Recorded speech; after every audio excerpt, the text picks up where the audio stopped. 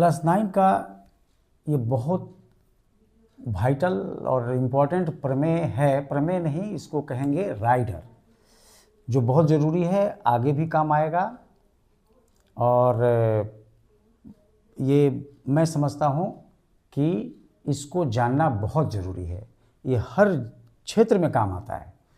प्रमाणित करो कि त्रिभुज के शीर्ष बिंदु की ओर से, त्रिभुज के शीर्ष बिंदु क्या होते हैं?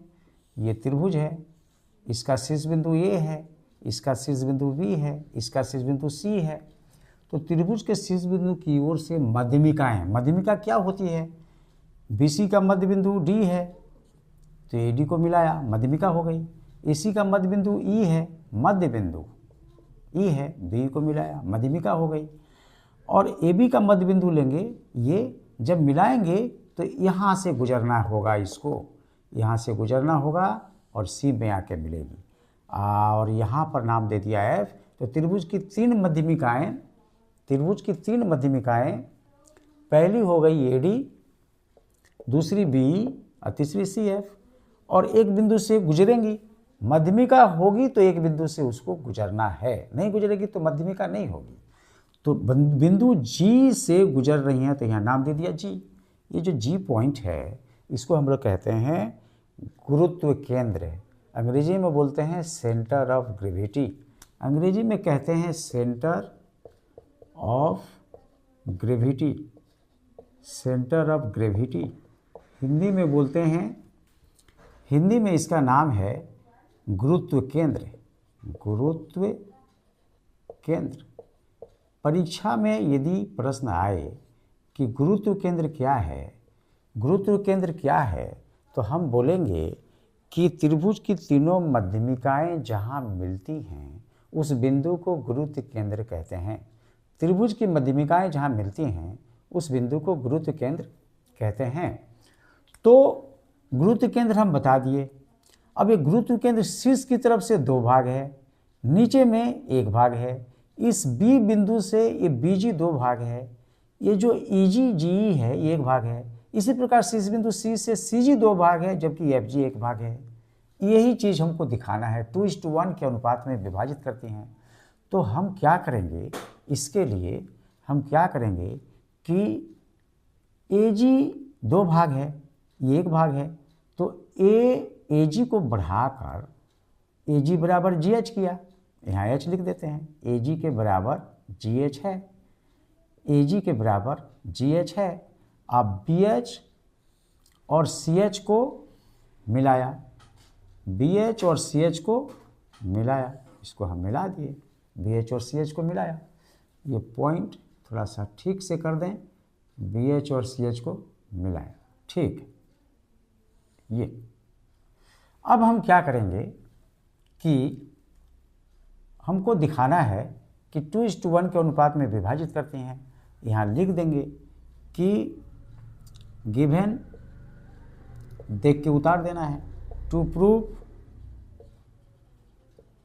प्रूव में क्या लिखेंगे? मध्यमिकाएं, मध्यमिकाएं, मध्यमिकाएं एक दूसरे को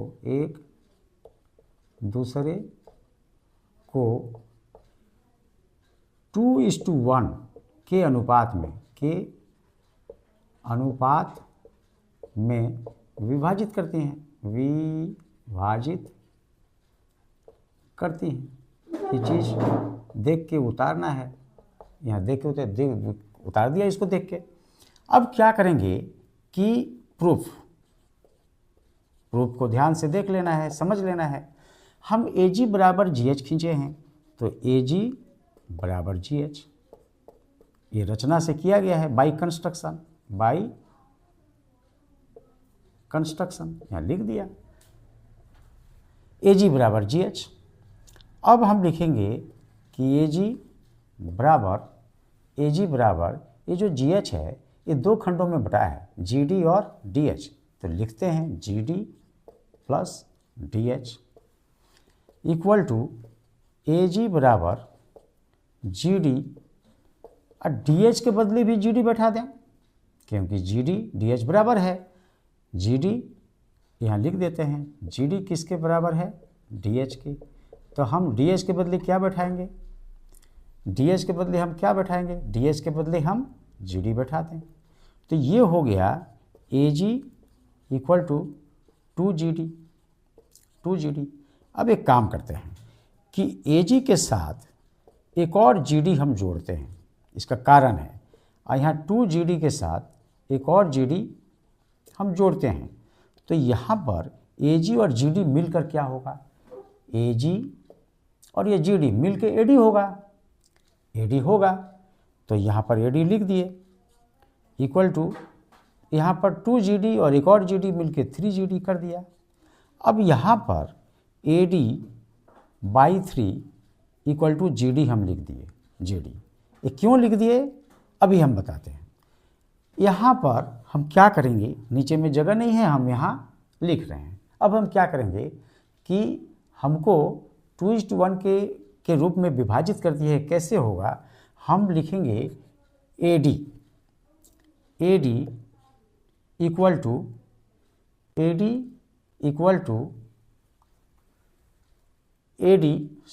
यहाँ लिखेंगे A G equal to A D minus G D. भाई ए जी है तो ए जी को हमको दिखाना है। हम ऐसा करते हैं कि जहाँ टू प्रूफ जहाँ लिखें, मध्यमकाएँ एक दूसरे को 2:1 में वहाँ लिख सकते हैं कि ए जी इक्वल टू 2/3, मतलब 2 भाग है ये ए जी, इस 2 भाग और इस 1 भाग को जोड़ के नीचे में रखेंगे तो 2/3 क्या हो जाएगा, ए डी। ये चीज़ यहाँ पर लिख के रखने से ये जो भाषा है और ये जो लिखा हुआ है नोटेशन के रूप में, मैथमेटिकल नोटेशन के रूप में, एक ही बात है। और यही चीज़ दिखा देने से ये प्रमाणित होगा। तो A G equal to A D minus ये जी डी जो निकाल के यहाँ रखे हैं उसका वैल्यू बैठा देंगे। ये जो जी डी जो निकाल के वैल्यू रखा गया है इसके बदले ए डी बाई 3 बैठाएंगे। क्या बैठाएंगे, ए डी बाई 3। तो यहाँ लिख देते हैं A D by 3 equal to A G equal to, यहाँ से एलसीएम 3 होगा तो यहाँ 3 ए डी होगा और यहाँ पर केवल ए डी होगा। तो equal to A G equal to 2 AD 3 AD में से 1 AD जाएगा, 2 AD बाई 3। ये चीज़ इसके साथ 2/3 AD 2/3 AD हमने कर दिया। यहाँ लिख देंगे प्रूफ्ड। ये तो इसको याद रखना है